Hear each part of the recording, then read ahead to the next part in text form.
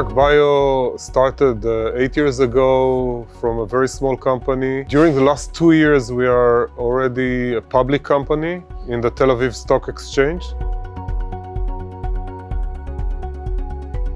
Here it's where everything begins. Our methodology, we developed a platform to check genes from nature. So we can take many genes from any source in nature, from any ecological niches, and bring them here to the lab. And here in the lab, the researchers, like you see here, they are taking the samples and producing millions of genes together, like a soup of genes, okay? We call it gene pool. So they are making a gene pool. So we bring the samples here. The researchers, we have many PhDs and master degree people. They are taking the samples, producing genes. The gene pools are put inside special bacteria, and the bacteria will be used to insert practically the genes into the plants. For example, if we are looking for genes that will increase the drought resistance in the plants, we are taking samples from soils in the desert, for example. In Israel, it's a lot of desert. So we're taking samples from the desert, bringing them here, making a gene pools from the desert. And essentially, we will take these genes that some of them have drought resistance solutions, we'll take it to the plants, and then we'll check it in the plants.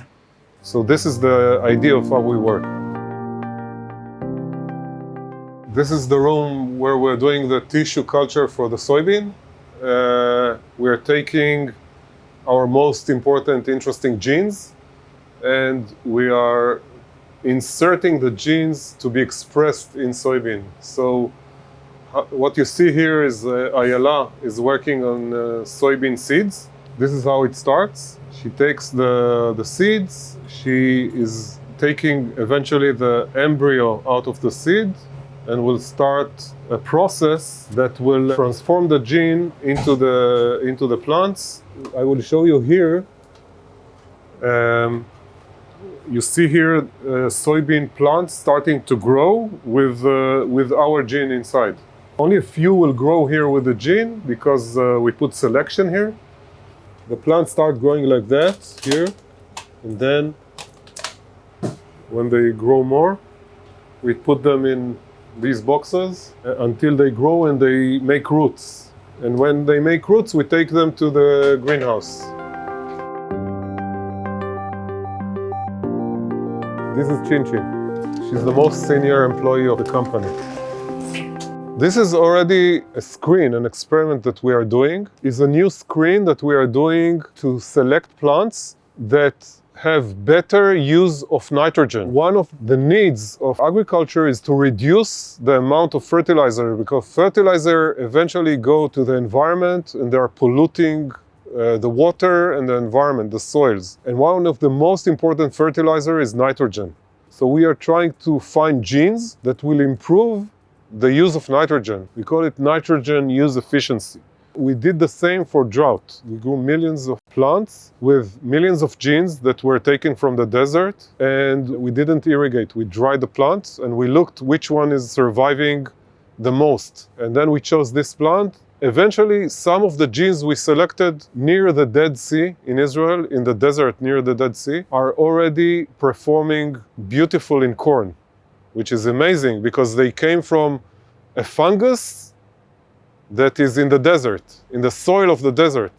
And today, Indian seed company that is collaborating with us, put it in corn, and they have drought-resistant corn with one gene of one fungus.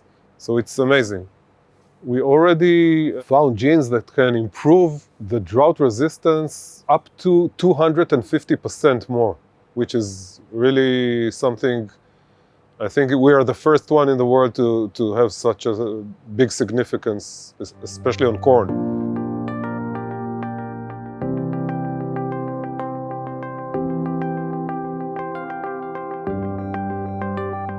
This is how we select the positive plants. with the genes. We're sowing a lot of seeds here and they are germinating, and only the plants that have the new gene inside, they will grow. The other plants will die. We're putting a selectable marker in the plants, and when we are spraying, all the plants will die except the ones with the new genes. So this is how we select the transgenic plants.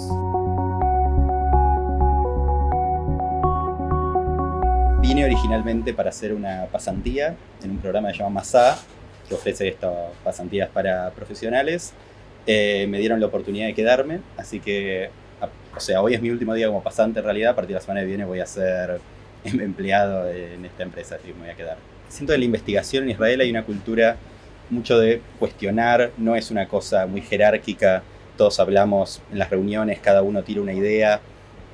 Las ideas van, vienen, todo muy respetuoso, pero hay mucho intercambio y además el ritmo es muy rápido. Alguien tiene una idea, te dicen, bueno, ponete a investigarla, fíjate qué sale. Hay mucho de arriesgarse, que siento que eso es muy bueno, muy conducente para las empresas de tecnología. Creo que ahora hay una fase muy de expansión, hay muchos proyectos nuevos. Una cosa que la empresa avanzó muchísimo es en sequía, que obviamente para el tema de Argentina es absolutamente importante. En los años que vienen, por el cambio climático, va a ser cada vez más importante ese área, no solo para Argentina, sino para todo el mundo. So let's go over here and I will explain to you about the RNAi technology. RNAi is molecules of RNA that we use to protect against pathogens or against insects that are very harmful to the crops. So we have a collaboration with an Israeli company called Gadot Agro, where we are trying to combat insect that is killing the palms. In Israel, the dates are very important crop, a very big export for Israel. But we have a problem today that there is an insect that is killing these palms because the larvae are penetrating into the trunk and eating it from the inside. So we are developing a technology of RNA that we inject into the trunk of the trees, and when the larva of the insect will eat the tree, they will die. You can see here where we open it. We put a few drops of RNA inside, it goes into the tree and it will protect the tree. It will affect something in a very specific development stage of the plant, and then after 10 days it's gone, completely gone. It will just increase yield. So you see here majul trees that are being used for the experiment with the RNAi to protect the red palm weevil. This is the name of the insect. This is the next green revolution. This technology of RNAi is the next green revolution.